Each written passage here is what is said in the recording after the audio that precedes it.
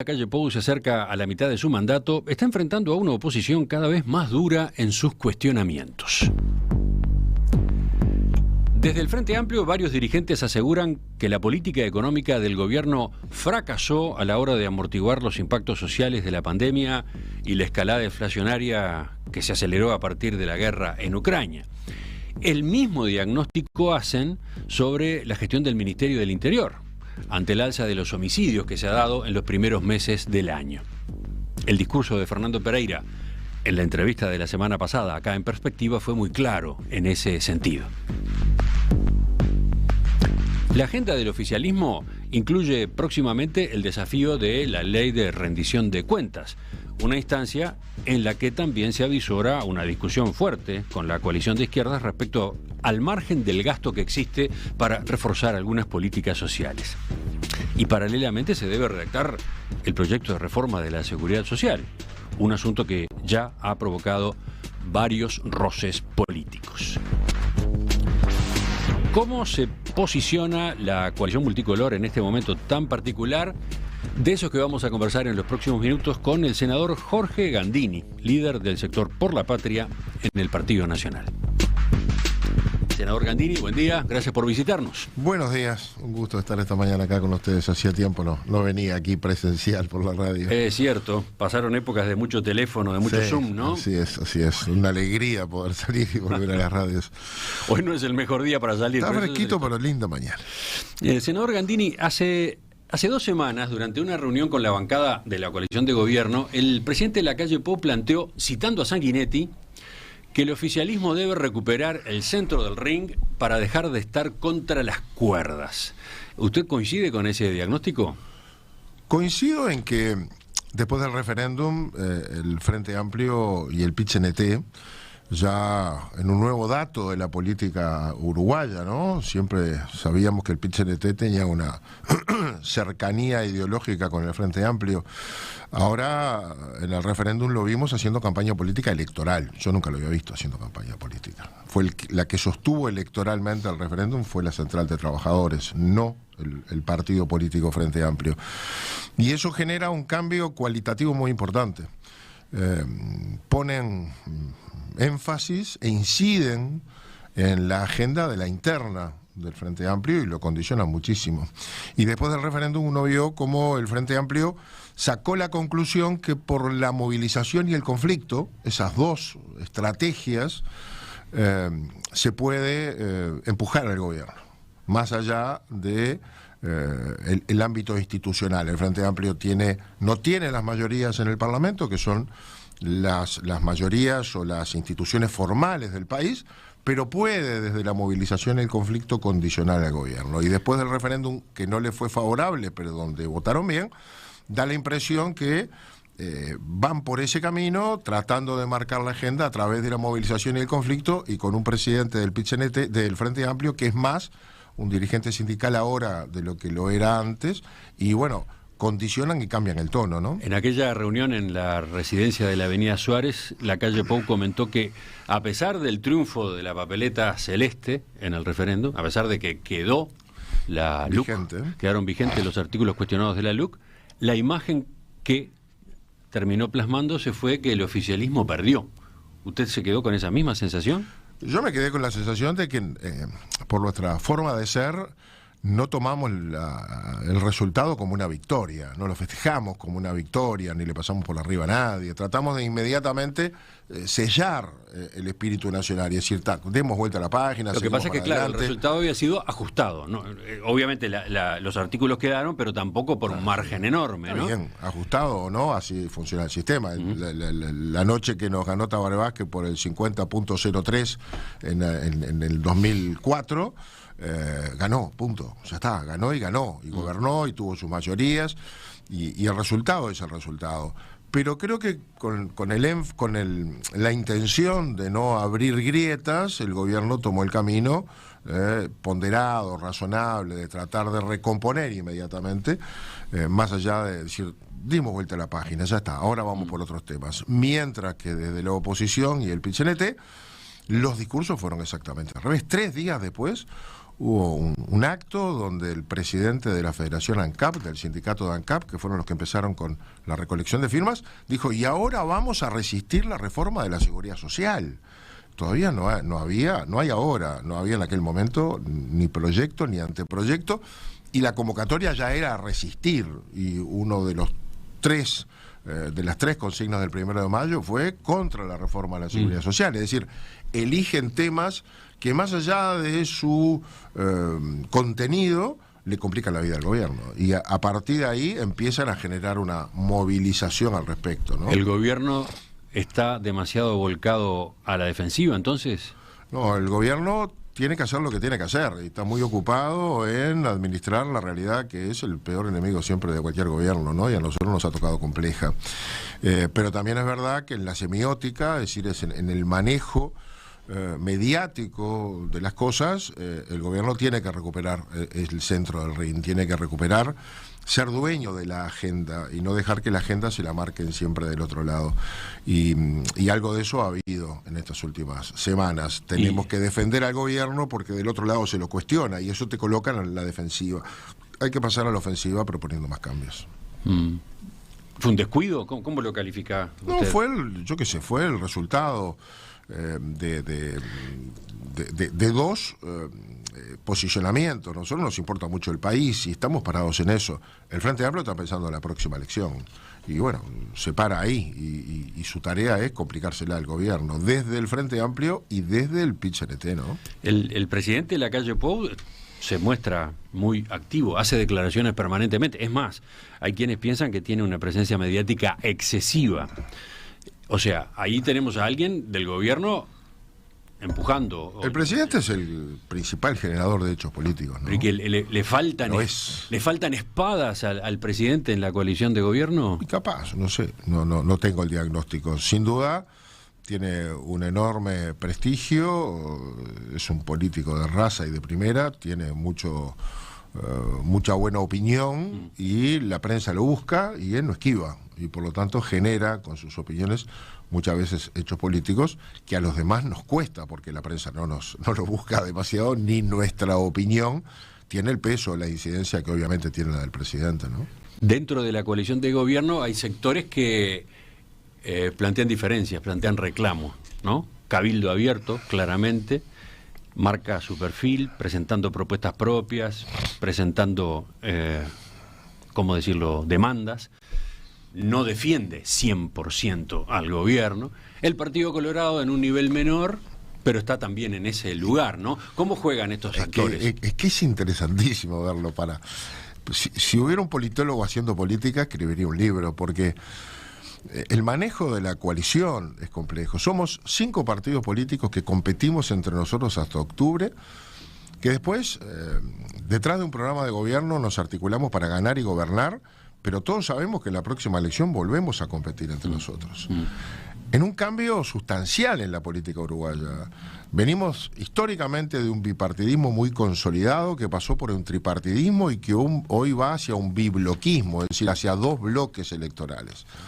Dentro de esos bloques, de este lado, cada partido que lo integra parece un sublema más que un partido, porque ya sabemos que en la próxima tenemos primero una interna entre nosotros para ver quién va a ser el candidato nuestro, pero sabemos que la verdadera interna es en octubre, porque va a haber balotaje, y en octubre sale el más votado de todos los partidos que se van a coaligar para enfrentar al del Frente Amplio.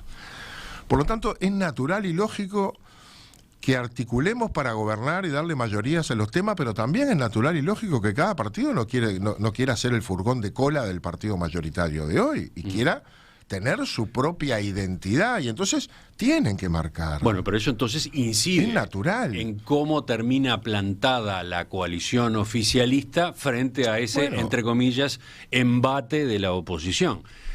Yo no sé si incide. Obviamente tenemos que acostumbrarnos. No todos los sectores que estamos mencionando están en la misma. No todos están férreamente colocados en defender al gobierno. No, pero cuando fuimos gobierno nosotros y cuando fue gobierno del Partido Colorado, los tuvimos esos temas adentro de los partidos. Ahora lo tenemos adentro de la coalición. En tanto, los temas centrales reciban las mayorías necesarias para ser respaldados, los ministros tengan respaldo parlamentario, los grandes temas los tengan, la rendición de cuentas tengan los votos como lo tuvo el presupuesto y otras leyes, o la LUC. Eso no complica. Hay que acostumbrarse a que cada sector va a querer decir, yo no soy la copia de la mayoría actual, no le levanto la mano para todo, tengo una visión distinta, que además la tienen. Pero podemos articular las mayorías en aquellas cosas centrales e importantes. Con eso hay que convivir y hay que acostumbrarse. Es una coalición, es un acuerdo político, no es un lema. Pero entonces no es de extrañar que se den situaciones como esta, de que el oficialismo perdió el centro del ring o aparece a la defensiva frente a una oposición muy fuerte en el ataque. Hay como una debilidad. Yo creo que son cosas diferentes. Nosotros tenemos que ser capaces de poner sobre la mesa temas sobre los que nos contesten los demás. Esa es otra historia. Bueno, por eso, pero el centro del ring se recupera con la iniciativa y poniendo la agenda, ¿verdad? No es necesariamente defendiendo lo que se hace. Hay que defender lo que hay que defender, pero también hay que ser capaz de poner temas sobre lo que los demás tengan que opinar. Y eso está faltando. Eso está faltando. Y bueno, quizás un poco, sí, quizás estamos en ese debate nosotros internamente para encontrar algunos temas y ponerle, levantar todas las velas y ponerle punta a ¿A eso, quién le ¿no? está faltando eso? A la coalición. ¿A la coalición o al Partido Nacional en particular? Bueno, el Partido Nacional tiene más responsabilidades que los demás. Y no es que haga una crítica, es que cambió un poco el tono. Parece como muy pronto para entrar en campaña electoral y el Frente está en campaña. Está recorriendo todo el país, está hablando de programa de gobierno para la próxima, está articulando alianzas con el movimiento social. Se pone detrás de algunas reivindicaciones que desde otra visión, lógicamente, el movimiento sindical pone como sus prioridades, porque no es un partido político, defiende otros intereses, pero el Frente Amplio los hace propios y los coloca en la agenda político-parlamentaria. Y nosotros tenemos que un poco entender cómo viene esto, sin entrar tampoco en esa lógica de polarización, que al final no nos deja hacer nada. Enseguida vamos a ir a eso, pero me quedó la pregunta de ¿qué temas puede poner el oficialismo en la agenda? ¿Qué temas son los que puede largar para ser quien tiene la iniciativa en el debate? ¿En qué está pensando? Bueno, primero el oficialismo puso la reforma de la seguridad social, que es un tema que mira para adelante de varias generaciones y tiene que enfocarlo. Y va a generar un enorme debate. La rendición de cuentas tiene dos componentes. Rinde cuentas de lo pasado, pero proyecta un articulado de cambios que tienen que contener algunos cambios estructurales que todavía están en el debe, más allá de lo económico. Lo económico forma parte de la rendición de cuentas y creo que hay que distribuir un poco mejor. Y ahí tenemos un debate interno en la coalición sobre la recaudación, sobre la aplicación de esos recursos que pueden ser un poquito más holgados que la vez pasada y a dónde tienen que ir. Ahí hay debates internos antes de ponerlos sobre los demás. Pero tenemos también que poner algunas reestructuras importantes. No todas necesitan ley, ese es el tema. Reestructuras. A ver, reformas. La reforma de la educación es clave, pero no necesita más leyes. Necesita gestión, aplicación, manejo adecuado del poder, de los que toman decisiones y que tienen que llevarlas adelante.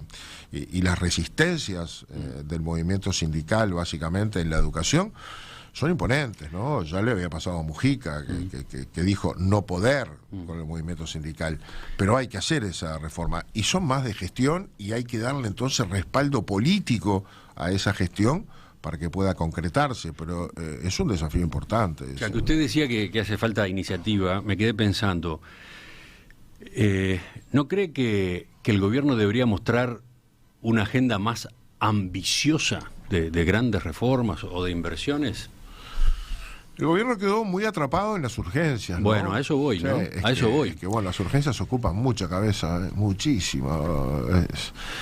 Cuando usted mira qué discutimos nosotros y discutimos los precios, la inflación. Exactamente, a eso iba, ¿no? Cuando uno sale aquí a la calle, la gente no le pide que reforme las relaciones, no sé, laborales. Le pide que no sube el combustible. Pero a ver, le menciono dos ejemplos posibles, porque esto que estoy diciendo da para mucho, ¿no? Pero ¿a qué estoy apuntando? ¿No están faltando proyectos que enamoren, que ilusionen? que consisten quizás incluso mayores consensos que otros temas. A ver, pensando en el corto plazo, un ejemplo, un gran plan nacional de infraestructura que provoque la creación de miles de puestos de trabajo, que al culminar las obras fortalezca al país en su competitividad, una posibilidad. Si lo miramos por el lado corto plazo, otra más mediano a largo plazo, un gran plan de inversión en ciencia, tecnología e innovación que permita potenciar lo que ya hemos logrado en software, por ejemplo, pero que además enfatice en otras industrias del conocimiento en las que hemos mostrado fortaleza, por ejemplo, las basadas en la ciencia de la vida. Y no estoy inventando nada, son posibilidades que han estado marginalmente en la discusión, las han planteado desde la academia algunas veces, desde algunas gremiales. ¿No están faltando eso de levantar un poco más la mira?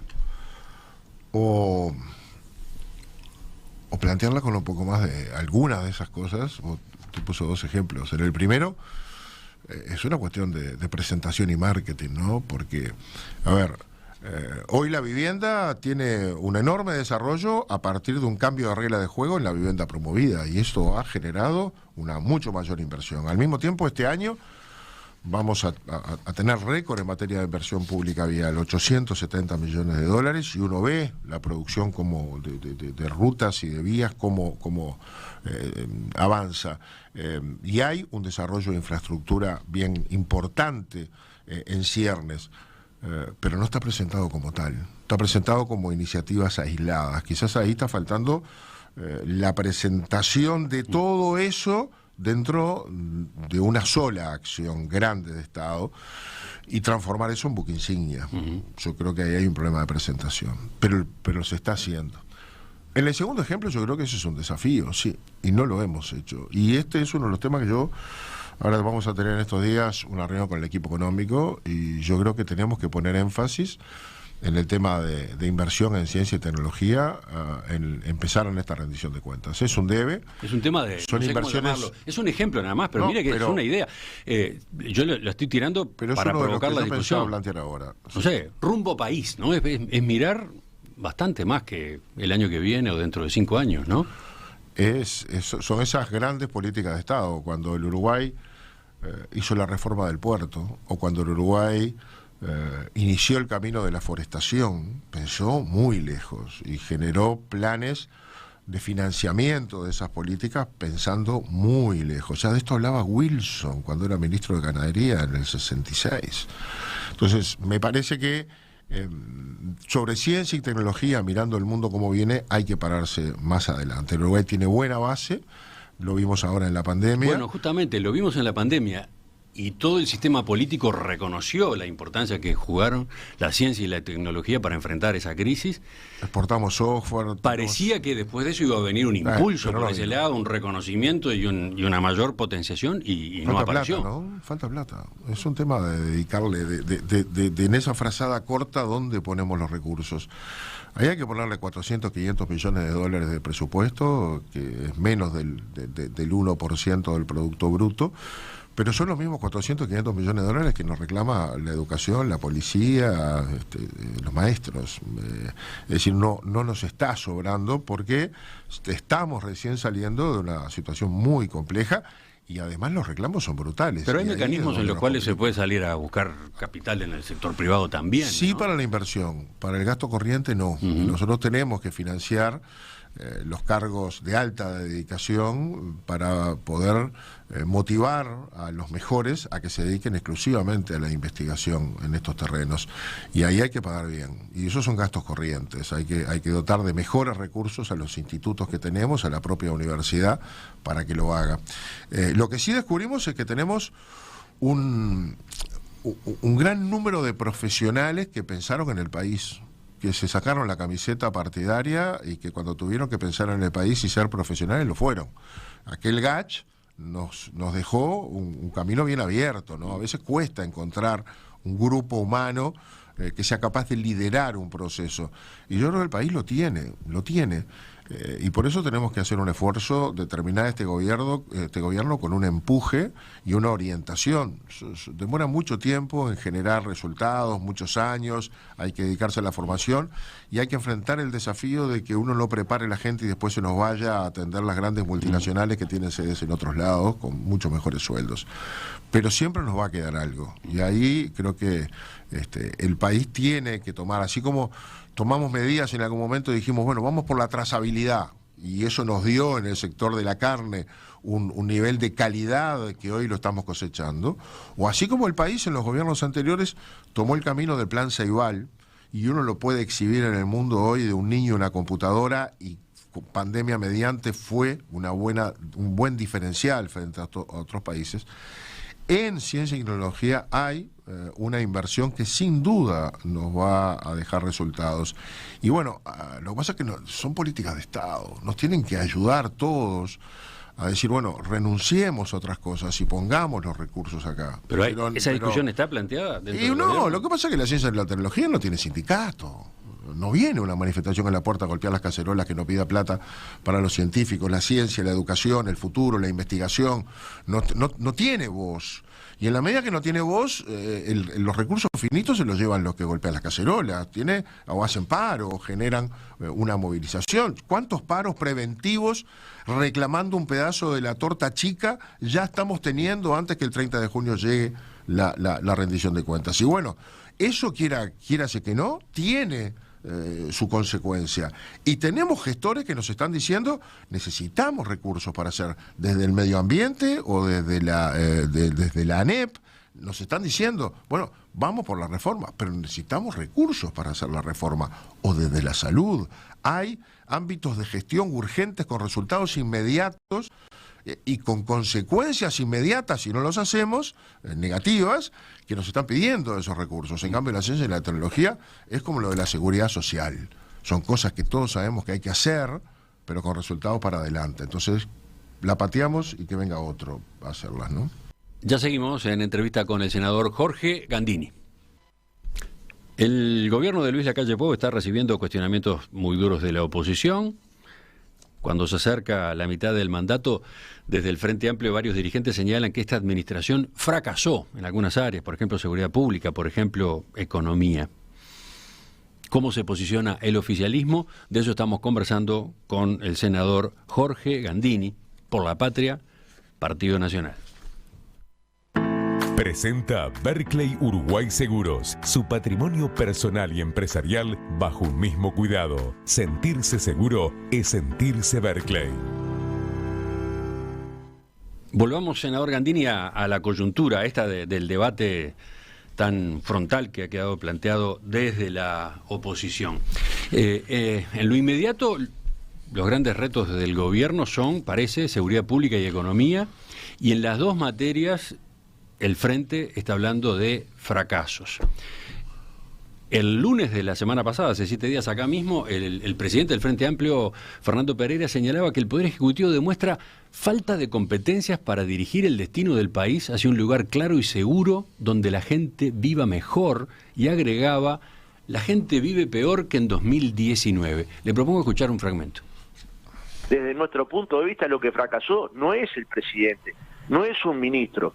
Son un conjunto de políticas que iban a transformar la sociedad para darnos nuestros mejores 5 años de nuestra vida. Yo quiero que recuerde esto y que en 2 años y tantos meses, ¿no? 44% del gobierno no han sido los años más felices de los uruguayos, por el contrario, han sido años duros para los uruguayos. Estuvo la pandemia de por medio, recuerdan insistentemente los dirigentes de los partidos de la coalición oficialista, recuerdan los ministros, recuerda el presidente de la República, ¿no?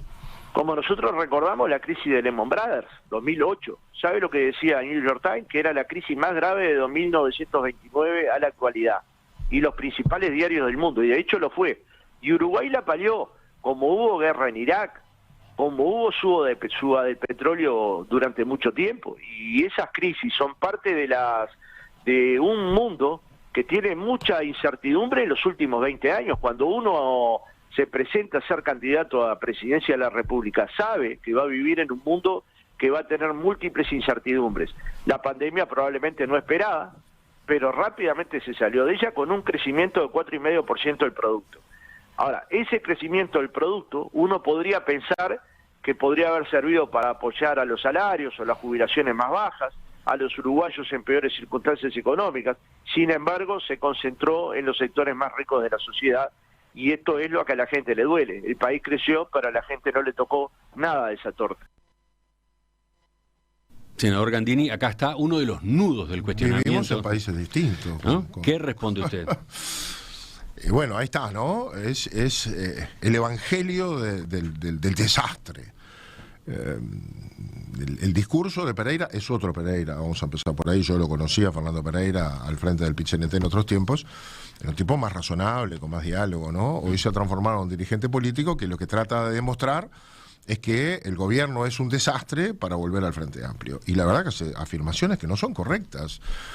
Nos entregaron un país, los últimos 5 años de gobierno del Frente Amplio, el Estado tuvo un déficit fiscal de 11.000 millones de dólares. Nos entregó el país en estancamiento porque ya tenía 2 trimestres de recesión, con un 10,5% de desempleo, más que el que tenemos hoy.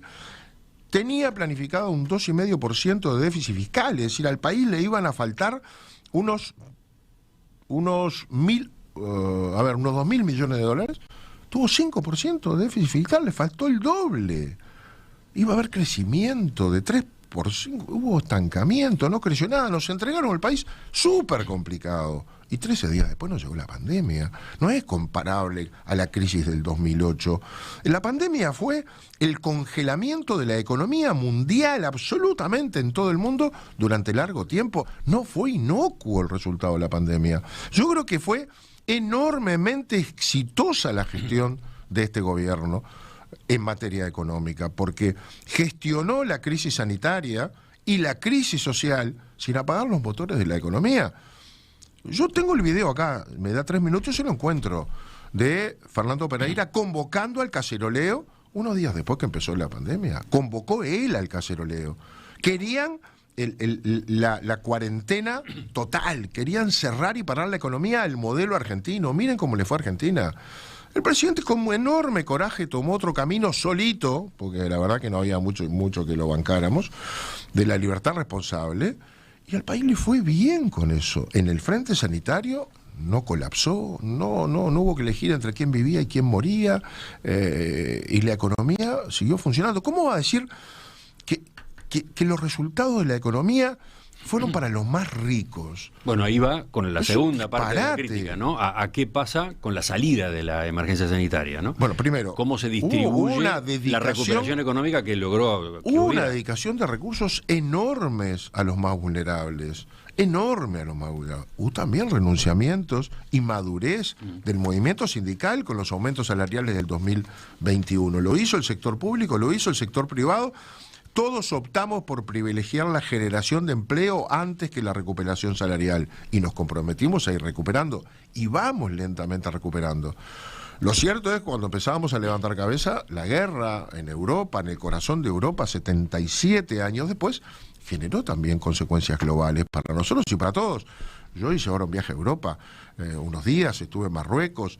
El mundo todavía no se puede mirar al espejo y entender cómo algunos países tienen la inflación que tienen, cómo el valor de los alimentos en Europa tiene el nivel que tiene, o pagan 2 euros el combustible, o Estados Unidos tiene inflación del 9% como la uruguaya, cuando nunca en la vida pasó del 2%. Este es un fenómeno mundial. No puede el PIT-CNT creer que esto nos pasa solo a nosotros por mala administración. Tomamos realidades que no controlamos, mucho menos con el tamaño de la economía de nuestro país. Tienen que ser un poquito más piadosos y honestos con el país, y tienen que ponerse un poquito más del lado del país. Tienen que pensar en las próximas generaciones, no en las próximas elecciones, todo el tiempo, porque la verdad es que estamos enfrentando una situación que por suerte no la tuvo que administrar Daniel Martínez, lo voy a decir clarito. Por suerte, ¿por qué? Porque no me puedo imaginar a este país con los problemas que tuvo administrado por Daniel Martínez y Graciela Villar. No puedo.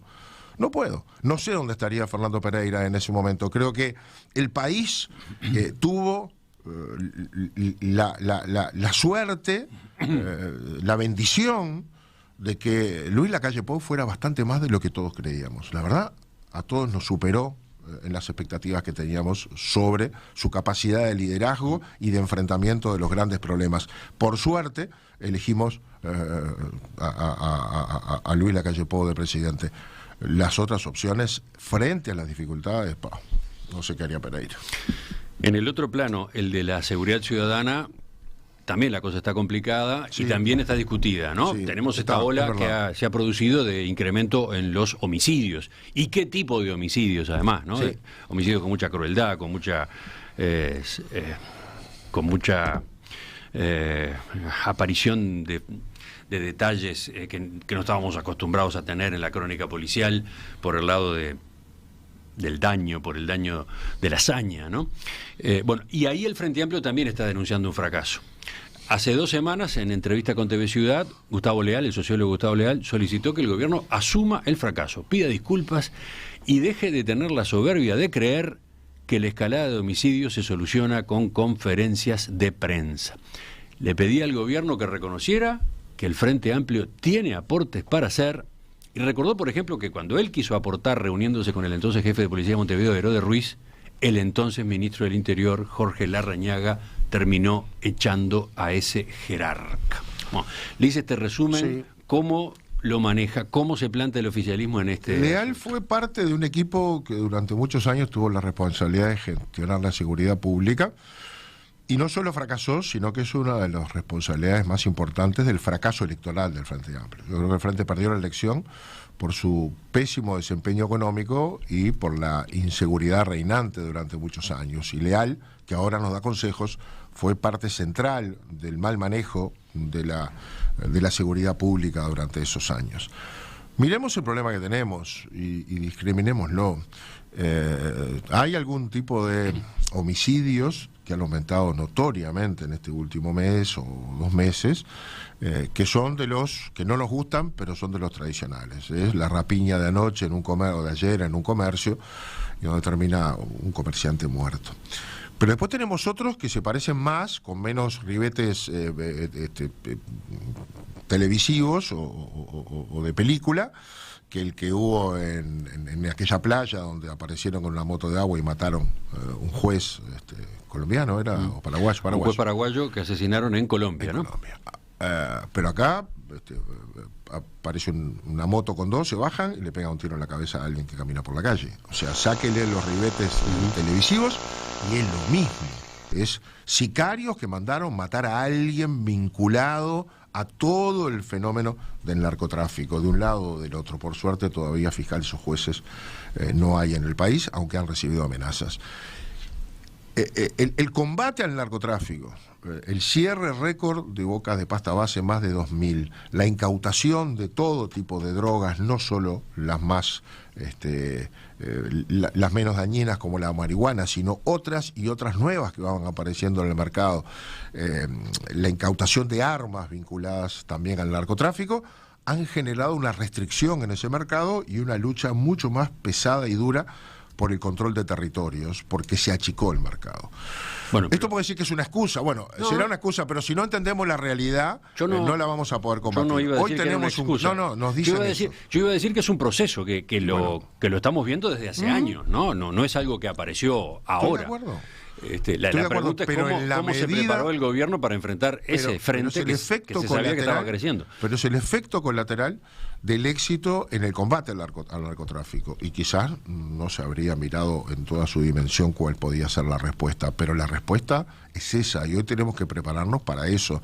Hay un enfrentamiento con el mundo del narcotráfico que tiene muchísimas manifestaciones, y no es el enfrentamiento del mundo del narcotráfico que tira droga en avionetas o sale por un contenedor. No es el gran narcotráfico. El enfrentamiento aquí es con el micro narcotráfico, es con el narcotráfico de bocas y de venta al menudeo y del control territorial de bandas organizadas que tienen a sus líderes presos o tienen a sus líderes libres y que los sustituyen rápidamente, que requiere un trabajo enorme de inteligencia para poder localizar el inicio o el centro del problema, pero también la de todos los días. Y es muy difícil combatir eso, de que cuando alguien llevó droga y no pagó, el mensaje y la respuesta es un asesinato violento, cruento, truculento, para que todos entiendan que no se firman contratos entre los traficantes. El que lleva y no paga tiene ese resultado. El que se mete a vender donde hay otros vendedores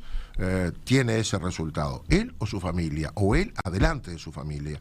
Es terrible lo que está pasando. Es terrible, pero no queda recluido en ese ambiente del delito. De los grupos mafiosos, del narcotráfico, microtráfico. No queda recluido ahí. El hecho del jueves pasado, por ejemplo, en una escuela es un buen ejemplo, ¿no? O sea, un tiroteo entre probablemente algunos de estos delincuentes termina afectando y quizás hiriendo, matando alumnos, docentes de una escuela. Es terrible. Entonces, ese es un fenómeno que hay que controlar, ¿no? Es terrible, pero no pasó porque alguien fuera a rapiñar un comercio. Pasó porque hay un enfrentamiento entre traficantes. No, pero a dónde voy es a que esos enfrentamientos le terminan pegando al resto de la sociedad. No tenga dudas, pero además, en la medida que el narcotráfico está presente, es decir, el narcotráfico busca vender a consumidores y cuando más consumidores mejor. Y los consumidores necesitan recursos para consumir y delinquen dentro del ámbito de los delitos comunes, roban, rapiñan, qué sé yo, para poder obtener recursos y rápidamente acceder a la droga, particularmente a drogas como la pasta base que son de consumo compulsivo. Si no tiene para comprar marihuana se las va a arreglar igual, no se muere por no consumir marihuana. En cambio, si están consumiendo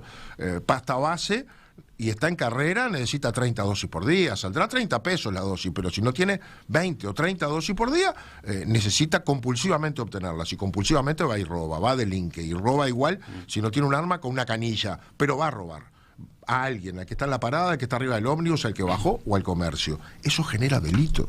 Y obviamente que el enfrentamiento y la madre de todos los problemas lo tenemos con el narcotráfico y con el narcomenudeo. Y en la medida que se lo está enfrentando, tenemos la respuesta y tenemos efectos colaterales. Bueno, yo creo que el Ministerio tiene que incentivar a su personal y modificar estrategias para enfrentar estas consecuencias. Pero también lo digo desde acá, ¿no? Yo no estoy en esos zapatos. Ahora, ¿por qué no puede haber en torno a este asunto un intercambio, algún tipo de coordinación con quienes en el gobierno anterior estuvieron al frente de algunas de estas responsabilidades? Una lectura es: Gustavo Leal estuvo integrando un equipo que fracasó en el manejo de la seguridad pública. La otra es: Gustavo Leal, por mencionarlo a él, integró un equipo que enfrentó este problema, por ejemplo, el del narcotráfico, y que estaba siguiendo un proceso que no necesariamente iba a tener resultados inmediatos. ¿Por qué no aprovechar la experiencia, el conocimiento de Leal y otra gente, discutir, ver posibilidades? ¿Por qué tiene que ir cada uno por su lado? Esa es un buen camino. El próximo 7 de junio, el Frente Amplio en el Senado eligió el camino de la Comisión General. Tiene votos para interpelar a Heber, pero no lo va a interpelar, va a ser una comisión general. La Comisión General tiene dos diferencias importantes con la interpelación. No termina en una moción con consecuencias y, en segundo lugar, no tiene restricciones para los oradores. Sí lo tiene en la interpelación. Aquí es abierto. Es una buena ocasión, hay que ver con qué tono viene el Frente Amplio. Si viene con el tono de pasar facturas, obviamente nos vamos a defender. Explicaremos todo lo que haya que explicar, pero nos vamos a distanciar. Ahora, si el tono es tenemos que encontrar una solución, requerimos políticas de Estado para enfrentar este tema, yo creo que Heber y el gobierno tienen que tomar el guante. Porque este es un problema que le afectó al gobierno pasado, que nos está afectando gravemente a nosotros y que va a seguir, no tiene solución. Uno mira América Latina y cada vez nos parecemos más a los países que mirábamos de lejos y por arriba del hombro. Uno miraba las pandillas en México, en El Salvador, o en esos países, y pensaba que eso acá no iba a pasar nunca. No estamos ahí todavía, pero todo indica que podemos llegar a estar. No hay jueces y fiscales asesinados en la calle, pero nadie puede decir esto no nos va a pasar, porque somos un mercado atractivo para vender y para pasar droga. Y en ese sentido, también tenemos que cortar el ingreso de drogas al país. Tenemos que terminar una vez por todas con este proceso de los escáneres, porque esa droga que se vende al menudeo por algún lado entra. Uruguay no es productor de estas drogas. Puede haber en marihuana un ingreso ilegal y puede haber un mercado gris generado por excedentes del autocultivo en algún área. Pero eso no es el problema del narcotráfico. El problema del narcotráfico son las drogas duras y pesadas. Esas entran al país por algún lado. Y tenemos las fronteras regaladas. Necesitamos tener los escáneres en cada uno de los puntos de ingreso, más allá de que las avionetas pueden entrar. Me parece que ahí hay mucho para trabajar y podemos ahí generar políticas de Estado. Todo es el tono y cuál es el fondo. ¿Usted no descarta eso? ¿No descarta la posibilidad de que haya efectivamente coordinación, intercambio, yo en lo personal sinergia con la oposición? Yo en lo personal no, creo que estoy acostumbrado a eso, ¿no? A conversar y a dialogar y a encontrarle la vuelta. Ahora, ¿sabe por qué se lo pregunto? Porque da un poco de, ¿cómo decirlo?, de pereza o desánimo imaginarse el Uruguay de los próximos 2 años simplemente con 2 trenes que chocan de frente día sí y día no, ¿no? Sí. Que no haya punto de intersección, que no haya punto de coincidencia posible, ¿no? Nos venimos salvando de lo que les viene pasando a otros países. Bueno, ¿no? Por eso, ya aparece el fantasma de la grieta y todo eso. No, pero el enfrentamiento, mira Colombia, mira cualquier país, es extremos, llegan a las elecciones los extremos, la extrema derecha, la extrema izquierda, y el medio, que está integrado generalmente por partidos históricos, desaparece. Y aparecen personajes que son salvadores de un lado o del otro, y Uruguay parece ser una excepción a todo ese proceso porque tiene una democracia de partidos fuertes. Pero nada dura 1000 años, y me parece que sí, que hay que trabajar esos espacios de diálogo. Para todo, como para el tango, ¿no? Se necesitan 2. Para dialogar hay que tener voluntad de dialogar, hay que tener voluntad de encontrar soluciones mirando el país. La seguridad pública y la seguridad social son 2 temas que requieren voluntad de diálogo, ¿no? Porque el que quiera gobernar en la próxima, seguro que se encuentra con ese problema, seguro. Senador Gandini, uno de los temas de agenda es la reforma de la seguridad social. Y en esa materia, poco después del referéndum, usted salió con los tapones en alto. Sugirió que la reforma podría no ser aprobada en este periodo si el gobierno fuera el único que asumiera los costos políticos. Dijo, el sueño del pibe del Frente Amplio es que nosotros votemos una ley antipática y después disfrutarla. ¿Por qué pegó ese trancazo? Por eso, porque 3 días después del referéndum ya los mismos que habían llevado adelante en la recolección de firmas renovaron el vale y anunciaron que comenzaba la lucha contra la reforma de la seguridad social. Y lo hacen en el contexto de votenla que les juntamos firmas. Y me parece que si una reforma de esta naturaleza, que todos sabemos el país requiere, necesita, se hace pensando en las próximas elecciones, no hay reforma. Hay que pensar en las próximas generaciones. Tenemos que poner el centro del debate en que la gente que hoy tiene 20, 30 o 40 años, dentro de 20, 30 o 40 años, se pueda jubilar. Y el sistema tiene algunos riesgos muy importantes que reconocemos todos los partidos. Eso hay que poner sobre la mesa ese debate. Ahora, si todavía no lo pusimos y ya nos dicen que hay que resistir la reforma, ya sabemos de qué se trata, ¿no? Es decir, contra el gobierno, no contra la reforma. Hace menos tiempo el presidente de la calle Pou declaró a la prensa, no se trata de pagar costo político, se trata de, si asumiste un compromiso, cumplirlo. Cada uno pareció colocarse en otra posición. Está bien, el presidente tiene que hacer eso. ¿Le marcó la cancha a usted? No sé, se diferenció de usted, dijo, vamos a ir para adelante igual.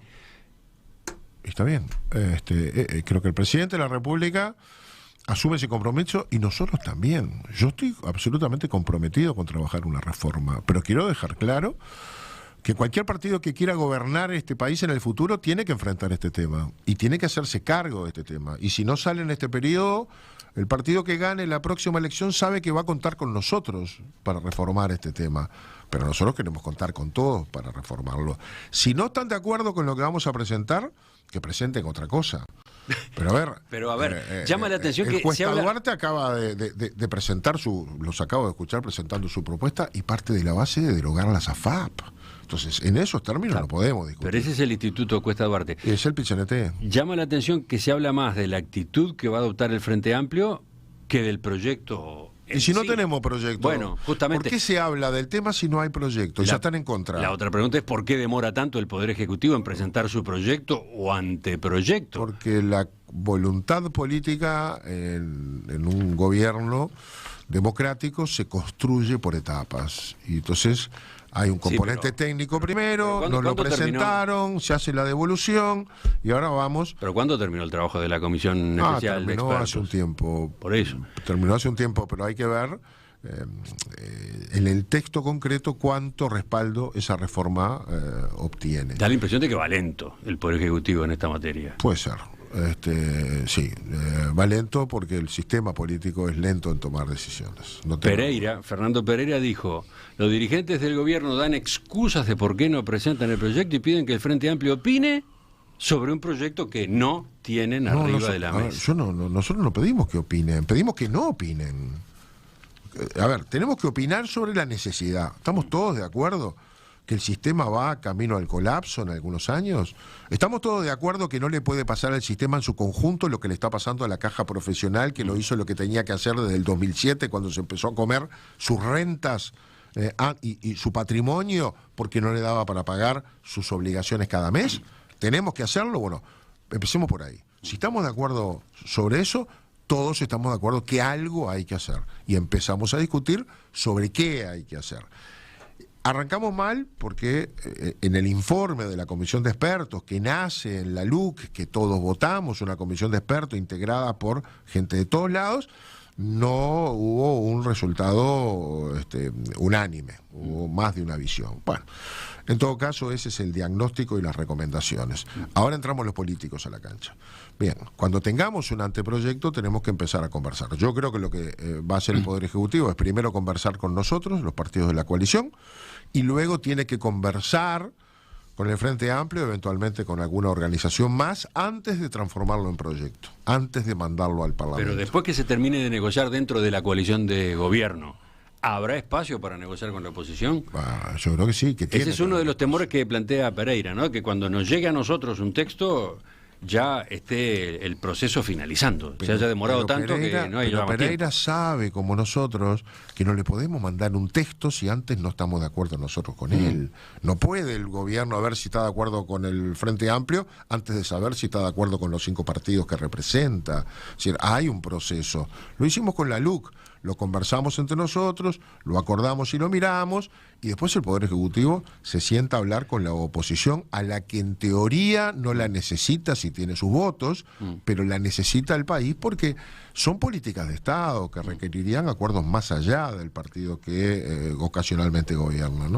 Para terminar, senador, ¿desde qué lugar habla usted?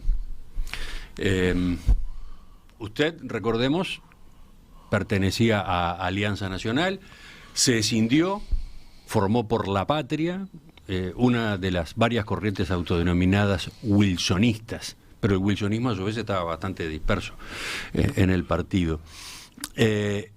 Usted no integra todos el movimiento que se conformó en torno a quien hoy es presidente de la República, Luis Lacalle Pou. Entonces, por ejemplo, en esta entrevista, cuando se pronuncia por temas como los que hemos estado considerando, cuando se pronuncia sobre seguridad social, ¿desde qué lugar habla?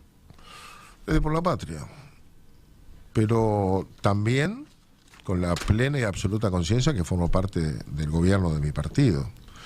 Y con la claridad que aprendí a golpes de que para que nos vaya bien a cada uno de nosotros le tiene que ir bien al partido. Para que le vaya bien al partido cuando está en el gobierno le tiene que ir bien a la gente. Si le va bien al gobierno es porque le va bien a la gente y ahí no va a ir bien a todos. Así que mi lugar es el de poner todas mis energías en que al gobierno le vaya bien para que le vaya bien a la gente. Y hacerlo desde el lugar en el que yo estoy. Soy un convencido siempre que el partido necesita recomponer sus 2 corrientes históricas. Y hay una que está consolidada, es mayoritaria, tiene liderazgo, va a tener que tener candidato y desdoblarse, líder por un lado y candidato por el otro, porque el líder seguirá siendo el presidente, pero no podrá ser candidato. Y ahí hay una fuerza con una estructura muy importante, con gente en todo el país, en el territorio, pero además con gente en el gobierno que le aporta mucho conocimiento, mucha propuesta y demás. Es decir, es el sector grande del partido, pero va a necesitar otro sector para ganar. El partido... Llamémoslo el wilsonismo. El wilsonismo es el nombre que se le da a lo otro. Pese a Ahí que hay el de todo. wilsonismo también dentro de todos. Claro, el wilsonismo ya está en todo el partido. Hay quienes somos de raíz wilsonista, pero también creo que hay viejos herreristas que... A ver, Wilson en el 71 forma por la patria cuando logra una alianza con los herreristas, cuando trae a Santoro, a Gutiérrez, Ruiz y Ortiz, 3 herreristas de pura cepa, los incorpora. Y ahí nace por la patria. No es que Wilson era blancos independientes solos. O sea que el wilsonismo es para entenderlo, porque ahora todos son wilsonistas y no tienen mucha idea, mucha gente de qué es, porque es el nombre que se le da a lo otro. Bueno, yo creo que hay un espacio para lo otro en el partido. Y que lo otro tiene que tener ideas, tiene que tener pensamiento, tiene que tener capacidad de propuesta y tiene también un estilo propio. Ese sector tiene que recomponerse, todavía está lejos de hacerlo. Alianza Nacional, por ejemplo, está todavía digiriendo el golpazo del fallecimiento de Jorge Larrañaga. ¿Sí? Entonces, de ahí vienen esos compañeros también, y de ahí viene Sergio Botana y algunos intendentes que están independientes. Es decir, hay un espacio, y yo creo que hay mucha gente que está esperando que hagamos esto. ¿Y usted hay que está trabajando somos maduros para hacerlo, ¿no? ¿Usted está trabajando para encabezar ese espacio? No, yo estoy trabajando para que se haga ese espacio. Ni siquiera aspiro a que por la patria llegue el nombre que eso lleve. Aspiro a que por la patria lo integre. Aspiro a que seamos capaces de reagrupar al wilsonismo que ya no estuvo agrupado en la elección pasada. Es decir, estaba un sector grande que era todos, y después había 3 candidatos que disputaron ese otro espacio y no fue muy mal. Hay que, me parece, ayudar al partido recomponiendo esa otra ala partidaria y haciéndole lugar a mucha gente que está suelta y a muchos que todavía no están, que están esperando que eso exista para motivarse. Tenemos una responsabilidad importante ahí. No sé si es para ganar la interna, pero sí para que el partido vuelva a ganar. En Perspectiva, desde 1985, periodismo profesional e independiente. Senador Jorge Gandini, gracias por acompañarnos esta mañana. Volvemos a conversar en cualquier momento. Ha sido un gusto pasar por acá. Gracias a ustedes.